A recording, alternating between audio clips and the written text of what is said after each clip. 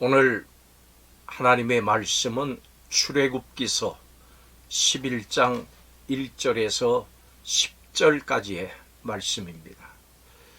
그 중에 1절을 봉독하겠습니다. 여호와께서 모세에게 이르시기를 내가 이제 한 가지 재앙을 바로와 애굽에 내린 후에야 그가 너희를 여기서 내보내리라. 그가 너희를 내보낼 때에는 여기서 반드시 다 쫓아내리니. 아멘. 본문의 말씀을 보면은 하나님께서 이제 한 가지 재앙을 더 애굽에 내리신 후에라야 바로가 이스라엘 백성을 가게 할 것이라고 모세에게 말씀하셨습니다. 애굽에서 나올 때 이스라엘 백성은 이웃에게 은금 폐물을 구할 것입니다.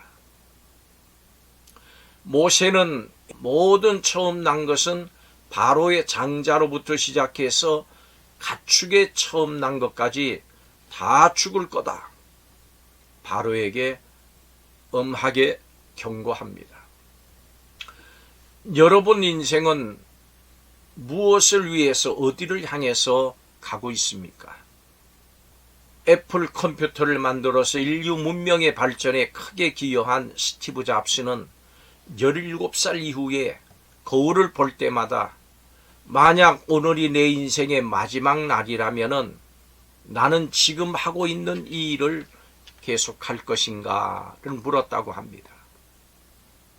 자신을 향해서 끊임없이 인생의 본질을 추구하는 질문이었습니다. 만사에는 여러분 본질이 있고 비본질이 있습니다. 우리의 삶이 본질이 아닌 비본질에 매달릴 때 우리는 세월을 허비하는 열매 없는 인생이 되고 맙니다. 이제 애굽에서 바로에게 그리고 이스라엘 백성에게 마지막 순간이 다가오고 있습니다. 바로는 더 이상 버티지 못하고 이스라엘을 자신의 통치에서 애굽에서 내보낼 수밖에 없게 될 겁니다. 이제 곧 애굽의 모든 장자가 한꺼번에 숨을 거두는 전대미문의 사건이 일어날 겁니다. 애굽의 최고 권력자 바로의 장자로부터 시작해서 미천한 여종의 장자에게까지 또 가축의 초태생까지 전부 다 죽을 겁니다.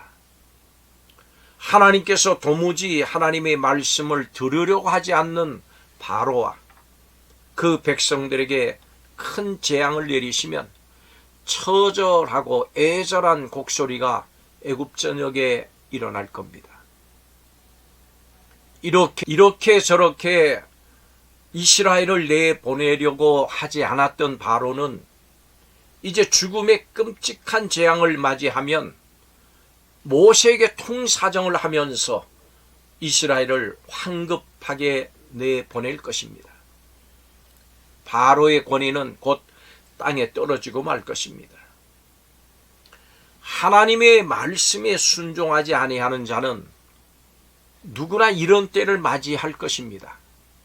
이들은 바깥 어두운 데로 쫓겨나서 슬피 울며 이를 갈미 있을 것이라고 예수님 말씀하셨습니다. 우리가 이런 때를 맞이해서는 안 됩니다. 기회 있을 때 하나님의 음성을 듣고 순종해야 합니다. 하나님께서는 이스라엘이 풀려나서 애굽을 떠나게 될 때 애굽 백성에게 은금 폐물을 요구하라고 말씀하십니다. 자, 상식적으로 생각해 보면 노예에서 벗어나는 것만 해도 감지덕지해야 할 것 같은데 하나님께서는 왜 이렇게 요구하라고 명령하셨을까요? 더군다나 지금 애굽은 초토화된 상태입니다. 생각해 보십시오. 많은 가축과 곡식을 잃어버렸고 모든 가정의 장자가 죽임을 당할 겁니다. 이런 상황에 처한 애굽 사람들에게 도움과 위로가 아니라 그들에게 은금 폐물을 달라고 할 그런 상황은 아닙니다. 그럼에도 불구하고 하나님께서는 애굽 백성에게 이스라엘 백성을 노예로 부렸던 임금을 전부 계산해 주도록 하셨습니다. 여러분, 여러분이 세상 속에서 하나님의 자녀로 하나님의 백성으로 살면서 했던 모든 일에 대해서 하나님께서 반드시 거두게 하실 것입니다. 상급을 주실 것입니다. 그렇기 때문에 선을 행하다가 낙심하지 말지니 낙심치 아니하면 반드시 거둘 때가 있다 했습니다. 하나님께서 반드시 거둘 때를 주실 겁니다. 우리 성도들은 무엇을 심든지 그대로 거두게 하실 날이 있습니다.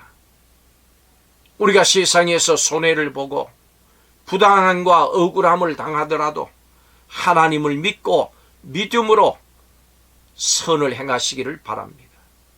이제 곧 하나님께서 애굽에 내리시는 마지막 재앙을 통해서 이스라엘과 애굽의 운명은 완전히 갈릴 것입니다. 이스라엘은 해방이 됩니다. 애굽은 망할 겁니다.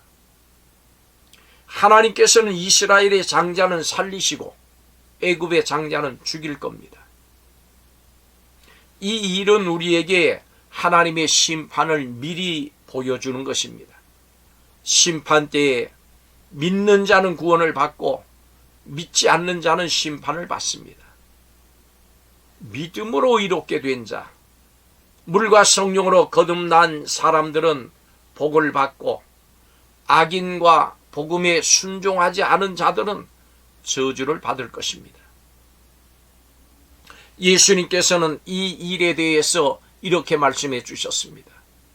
두 사람이 똑같이 맷돌을 갈아도 한 사람은 구원을 받고 그래서 천국으로 떠나고 다른 한 사람은 세상에 남아서 환난을 당하게 된다. 여러분, 물과 성령으로 거듭나서 하나님의 편인가 아니면 세상의 편인가? 물과 성령으로 거듭났는가 그렇지 않은가? 이것이 심판의 기준인 것입니다. 예수님의 이름으로 세례를 받아서 물과 성령으로 거듭나서 하나님의 자녀가 됐으면 영생을 얻을 것이고 그렇지 않으면 영벌을 받습니다. 인생에 참으로 중요한 것은 신분이나 돈이나 명예나 지위 같은 그런 외적인 조건이 아닙니다. 하나님의 은혜의 자리에 있느냐 아니면 진노의 자리에 있느냐 하는 것입니다. 똑같은 땅, 똑같은 시간에 모세와 그 백성 구원을 받고 바로와 그 애굽의 백성들은 저주를 받습니다. 여러분, 이 선택은 여러분 자신의 몫입니다. 여러분은 어떤 선택을 하시겠습니까? 시간이 무한정이 있질 않습니다. 생명이 있을 때, 들을 수 있을 때, 말할 수 있을 때, 믿을 수 있는 기력이 있을 때 그때 복음에 순종하셔야 됩니다. 나에게 주어진 생명과 건강이 다하기 전에 내 인생의 본질적인 목표, 구원을 받아야 합니다. 이것을 미루다 보면 일할 수 없는 밤이 찾아옵니다. 물과 성령으로 거듭나는 구원에 대해서 서두르십시오. 제한된 인생, 시간과 힘을 허비하지 말고 하나님을 위해서, 내 자신을 위해서, 이웃을 위해서 가치 있는 일에 투자함으로 영원토록 후회하지 않는 삶을 사시기를 예수님의 이름으로 축복합니다. 기도하겠습니다. 애굽과 이스라엘의 운명을 가르시는 하나님, 하나님과 하나님의 말씀을 무시함으로 온 애굽의 사망과 저주를 불러오는 바로와 하나님을 경외함으로 애굽 백성에까지도 인정함을 받는 모세, 이 두 사람의 대조적인 모습을 봅니다. 이 시대에 이 땅에도 모세처럼 하나님께 순종함으로 생명을 살리는 성도들이 될 수 있도록 우리 성도들을 인도하여 주시옵소서.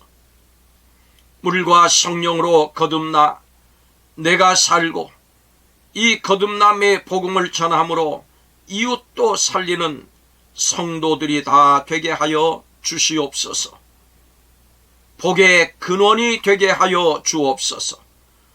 예수님의 이름으로 기도하옵나이다. 아멘.